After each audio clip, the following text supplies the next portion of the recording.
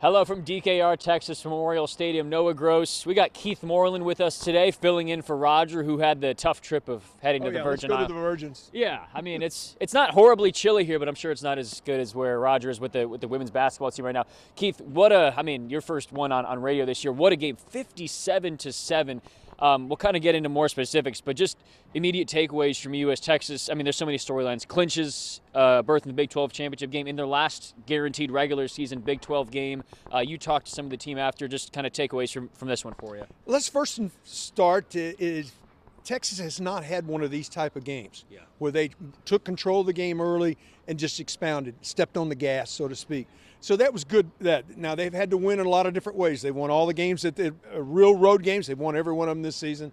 They've been exceptionally good here at home, but they stepped on the gas, and it was a complete game. That was the other thing. Just listening to the players and listening to Coach Sark, the one thing that jumped off the page to me, I don't think that Texas has played this type of ball game any of the 12 ball games this season. When it was, I think, 33-7, something or that in the second half, I was kind of thinking Texas has been here before. Maybe not quite that level of lead, but against TCU and Houston, they've let the teams back in it. So, I mean, as Texas gets late in the season, it's not just Big 12 championship game. I was talking to Jalen Ford after, who played his last game here at DKR. Said, is it sad? He said, yeah, but, got one more. And I said, at least, because Texas is kind of thinking playoff. What do you think Texas kind of showed with – they haven't been able to do this all season. I mean, this was, as far as they go, a statement win. Yeah, and they were all three phases. That was the other thing. Yeah. They were exceptional in the special teams. It was a cool night. The ball wasn't carrying, so coverage teams were really good. Return teams were really good. You block a punt. Auburn hits 5 field goals. So you did all those things. It's not just the offensive line stopped the running game, which they did. The defensive line was able to push the ball because they rushed for more than 300 yards in the game. So there was a lot of things that happened in the ball game, and I think that you see this team starting to relax and understand who they are. And I think that the win at TCU, to me, when you go back and look at all of them, finding a way to get that done, and then win on the road last week at Iowa State where the whole world was against them, there was no question, and then to come home. And then to see Arch Manning play. Okay, I was gonna wait to get to Arch, but I mean that was the. Well, I couldn't help it. Did you hear the crowd? It was unbelievable. I mean, did we hear the crowd? I was down on the field. It was. I didn't know he came in at first, and I thought there was a streaker on the field or something crazy. The crowd was going insane, and I mean they kept it up. And I think it was his first pass, the third down, when Arch Manning came in. Obviously, Malik Murphy, Coach Sark said, got hurt on the Keelan Robinson kickoff return for a touchdown. He was watching the play and got hurt, so it was his shoulder. So they're going to evaluate him more there, and Sark said it was unfortunate. We'll see the health. But then Arch comes in, electrifies the crowd, and he had just his first drop back. The crowd starts going crazy. Just what'd you make of Arch in that whole moment? I mean, it was pretty surreal down here. It was. I think the first pass on the first third down where he converted with running the ball, I think he probably put it down a little quick. He might have had a little butterflies, but that's to be expected the first time you're in the game. And the reception when he came out, it was almost like the opposing quarterback had gone down or something was happening. There was this ruckus in the stands. I got to tell you, I was doing the game as a broadcaster, filling in for Roger. I had sort of my head down looking to figure out what was going on. I had to look up and say, what's happening? And then I saw 16. Yeah. And then I knew what was happening. I mean, he was, he had a couple throws, as you said, butterflies. Sark mentioned that as well.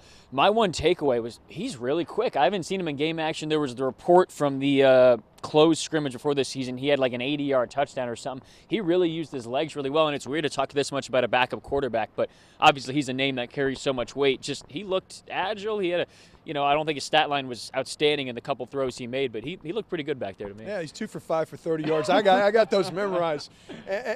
But the other part of that is he also engineered. Yes, it was late in the game, but a 7-minute, 51-second, 91-yard drive.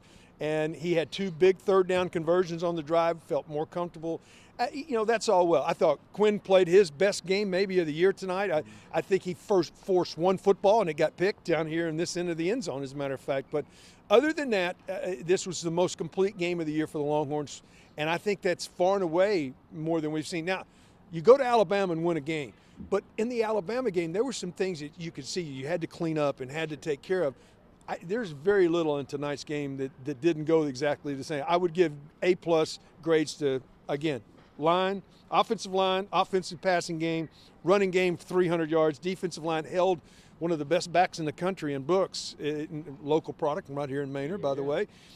Done some of his games on KBVO. Of course. And then you look on the other side, the special teams are so good. So this is the most complete game of the year for Texas, and I think that bodes well because you're going into next week. Is it going to be a return of Oklahoma, or is Oklahoma State, who is in the same boat that Texas was last night, knowing you win, you're in? You mentioned this is probably Texas' most complete game of the year. You've obviously played here. You've been around football a while.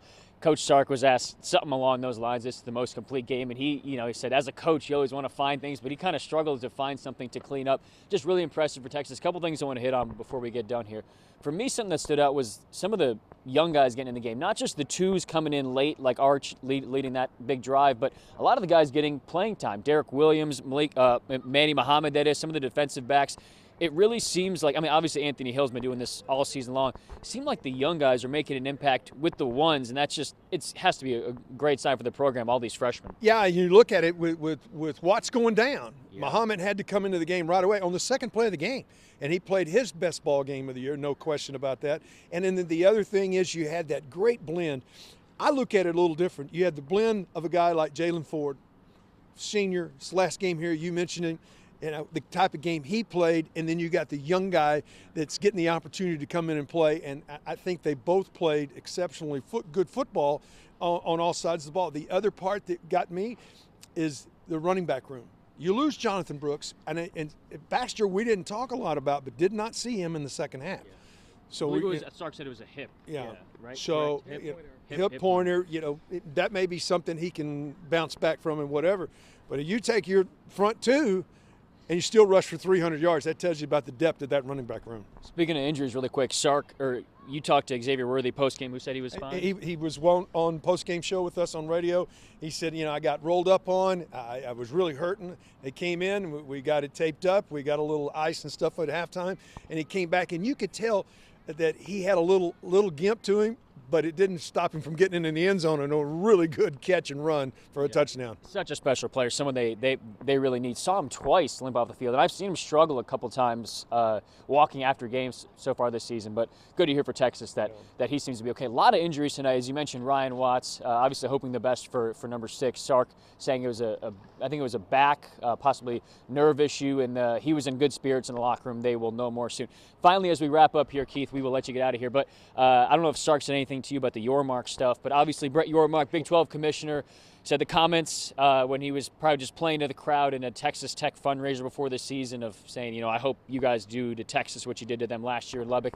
They played that here on the big video board, and then at the end with the music kind of building up, it said, "Boom, see you in Arlington for the Big 12 championship game." So, and then apparently Quinn Ewers and Jade Barron said that they've been playing that on repeat in the weight room all week to kind of fire them up. Just your take on it. Did Sark say anything to you guys about it, and kind of what that all meant to this team this week? He slightly referred to it. He says, "We're in Arlington, aren't we?" And like so, everybody knew about it.